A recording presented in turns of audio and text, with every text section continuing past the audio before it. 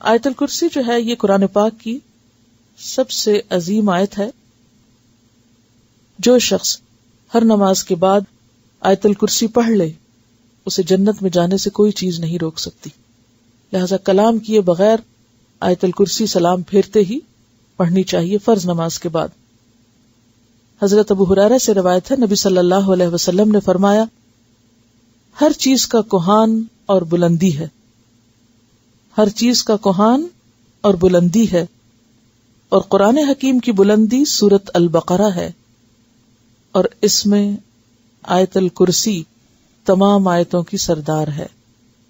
اس آیت کا پڑھنا انسان کو رات بھر شیطان کی شر سے محفوظ رکھتا ہے، کیونکہ شیطان نے ابو ہریرہ رضی اللہ تعالی عنہ کو خود یہ بات بتائی جس کی تصدیق نبی صلی اللہ علیہ وسلم نے کی، کہ اس نے کہا کہ جب تم سونے کے لیے بستر پر جاؤ تو آیت الکرسی پڑھ لو، صبح تک اللہ کی طرف سے تم پر ایک نگہبان فرشتہ مقرر رہے گا، اور صبح تک تمہارے پاس شیطان پھٹکنے نہ پائے گا.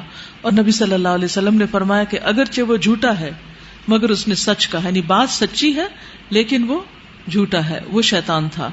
ابی ابن کعب سے مروی ہے کہ نبی صلی اللہ علیہ وسلم نے ایک مرتبہ ان سے پوچھا کہ اللہ کی کتاب میں سب سے عظیم آیت کون سی ہے؟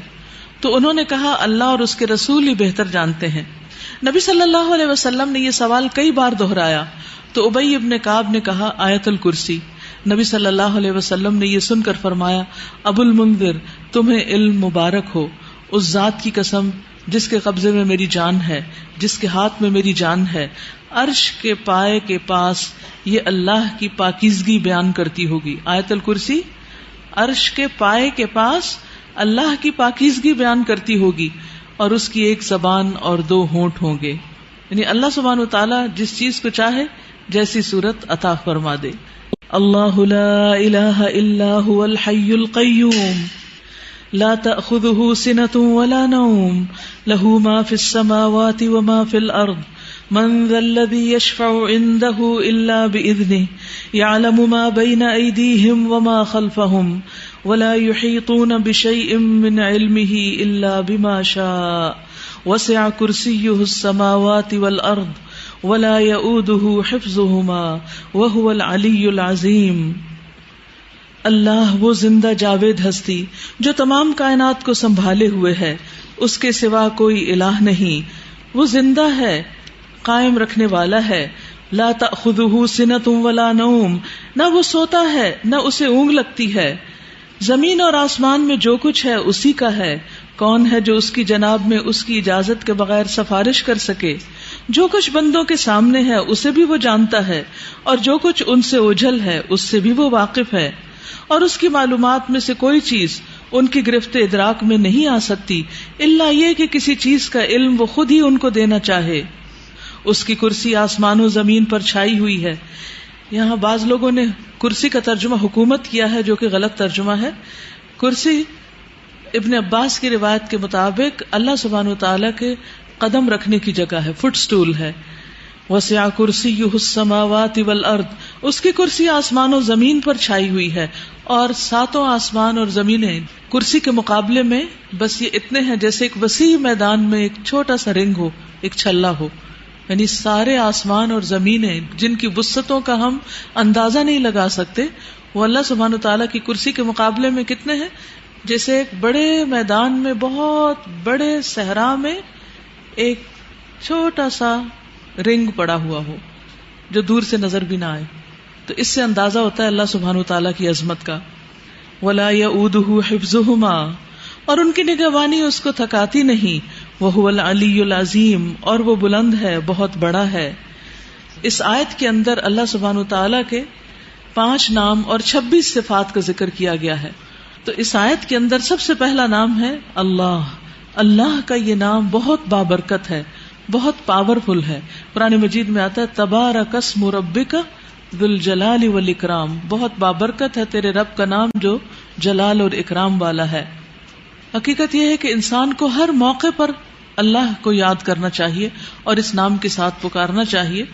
رسول اللہ صلی اللہ علیہ وسلم نے فرمایا جب تم رات کو کتے کے بھونکنے یا گدھے کے ہینگنے کی آواز سنو تو اللہ کی پناہ طلب کیا کرو، کیونکہ جو کچھ وہ دیکھتے ہیں تم نہیں دیکھتے، اور جب پاؤں سکون کر جائے تو باہر کم نکلا کرو، کیونکہ اللہ تعالیٰ رات کے وقت اپنی مخلوقات کو جیسے چاہتا ہے منتشر کرتا ہے۔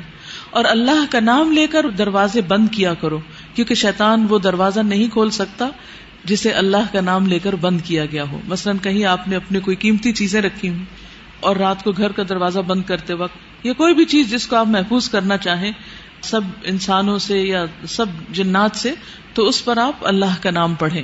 اور فرمایا بسم اللہ پڑھ کر مشکیزوں کا منہ بند کر دیا کرو، یعنی اپنے برتن ڈھانک دیا کرو، مٹکے ڈھانک دیا کرو، برتنوں کو اوندھا کر دیا کرو۔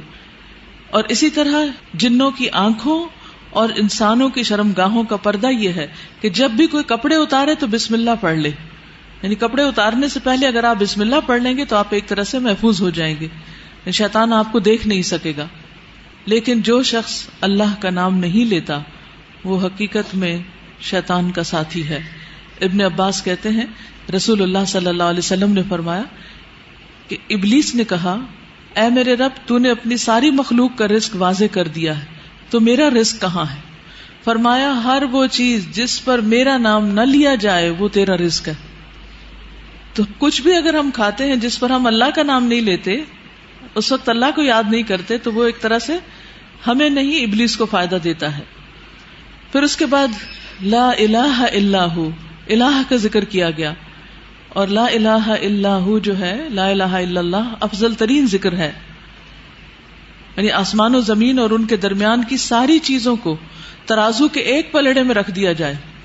آپ کی یہ بلڈنگز، پورا شہر، پورے پہاڑ، جو یہ مرگلا کی پہاڑیاں، یہ ساری، اور دنیا میں جتنے پہاڑی سلسلے ہیں اور جتنے سمندر ہیں اور جو کچھ ہے، اور پھر آسمان پر جو ستارے ہیں، سیارے ہیں، وہ سب کچھ، ان سب کو اٹھا کر اسکیل کے ایک پلڑے میں رکھ دیا جائے، یعنی ترازو کے، اور دوسرے میں لا الہ الا اللہ رکھ دیا جائے، تو کیا ہوگا؟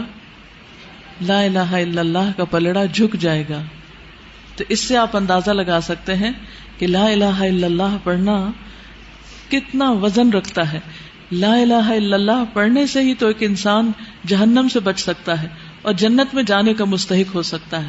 ایک شخص جس کے پاس بہت بڑے بڑے کام ہیں، دنیا میں بہت کچھ اس نے کیا، لوگوں کو فائدہ پہنچایا، دوسروں کے لیے خیر اور بھلائی کے کام کیے، لیکن اس کے ساتھ ساتھ اس نے کیا کیا؟ شرک کیا، تو اس کے وہ سارے عمل برباد۔ اس کے برعکس ایک شخص نے لا الہ الا اللہ پڑھا لیکن اس کو کوئی بڑے کام کرنے کا موقع نہیں ملا، تو اس کلمے کی برکت سے وہ قیامت کے دن جہنم کی آگ سے محفوظ ہو جائے گا، اور اگر کسی وجہ سے وہ چلا بھی گیا دوزخ میں تو اسی کلمے کی برکت سے وہ اس سے باہر بھی آ جائے گا۔ لیکن جس نے یہ کلمہ نہیں پڑھا وہ ہمیشہ ہمیشہ کے لیے جہنم کی آگ کی نظر ہو جائے گا۔ پھر اسی طرح اللہ سبحانہ وتعالیٰ کی صفات الحی القیوم کا ذکر ہے، یہ بھی بہت زبردست صفات ہیں، اور ان میں اللہ سبحانہ وتعالیٰ کا اسم اعظم ہے جس کو پڑھنے سے دعائیں قبول ہوتی ہیں۔ اسی لیے ہم دیکھتے ہیں کہ بدر کے موقع پر جب حالات بہت تنگ تھے تو نبی صلی اللہ علیہ وسلم نے کن اسماء کو پکار کر دعا کی تھی؟ یا حی یا قیوم برحمتک استغیث۔ حضرت انس کہتے ہیں میں نبی صلی اللہ علیہ وسلم کے ساتھ تھا کہ ایک آدمی نے دعا کی اور کہا یا بدیع السماوات یا حی یا قیوم انی اسألک، اے آسمان کو عدم سے وجود میں لانے والے، اے زندہ، اے قائم رہنے والے، میں تجھ سے سوال کرتا ہوں، یعنی میں تجھ سے مانگتا ہوں اپنی ضرورت کی چیز۔ تو آپ نے فرمایا کیا تمہیں معلوم ہے کہ اس نے کس چیز کے ساتھ دعا کی؟ قسم اس کی جس کے ہاتھ میں میری جان ہے، اس نے اللہ کو اس نام کے ساتھ پکارا ہے کہ جب اس نام کے ساتھ اللہ کو پکارا جاتا ہے تو وہ دعا قبول کرتا ہے۔ تو آپ چاہتے ہیں کہ آپ کی دعائیں قبول ہوں تو یہ تینوں نام اپنے ریمائنڈرز میں لکھ لیجئے۔ جب بھی آپ چاہیں کہ آپ کی دعا قبول ہو تو پہلے اللہ تعالیٰ کو ان ناموں سے پکارے اور پھر دعا مانگیں۔ قیامت کے دن جب لوگ جنت میں چلے جائیں گے تو جمعے کے دن اللہ تعالیٰ اعلیٰ علیین سے اپنی کرسی پر نزول فرمائیں گے، پھر اللہ تعالیٰ کرسی کو نور کے ممبروں سے گھیر دیں گے، یعنی کرسی کے ارد گرد کیا ہوں گے؟ نور کے ممبر، نبی آئیں گے یہاں تک کہ اس پر بیٹھ جائیں گے نور کے ممبروں پر، پھر اللہ تعالیٰ ممبروں کو کرسیوں سے گھیریں گے، صدیق اور شہداء آئیں گے یہاں تک کہ وہ ان پر بیٹھ جائیں گے، پھر اللہ تعالیٰ اپنی کرسی پر چڑھیں گے، اس کے ساتھ شہداء اور صدیق بھی چڑھیں گے۔ یعنی اللہ سبحانہ وتعالیٰ قیامت کے دن اپنے بندوں سے جس طرح ملاقات کریں گے اس کا ذکر یہاں کیا گیا ہے۔ صحیح الترغیب و ترہیب کی حدیث ہے۔ وَهُوَ الْعَلِيُّ الْعَظِيمُ، اور وہ بلند ہے، بہت عظیم ہے۔ اور حقیقت یہ ہے کہ اللہ سے بڑی کوئی بھی چیز نہیں، اس لیے ہمیں اللہ تعالیٰ کے ناموں کے ساتھ دعا مانگتے ہوئے خصوصاً تسبیح کرنی چاہیے. فسبح بسم ربک العظیم.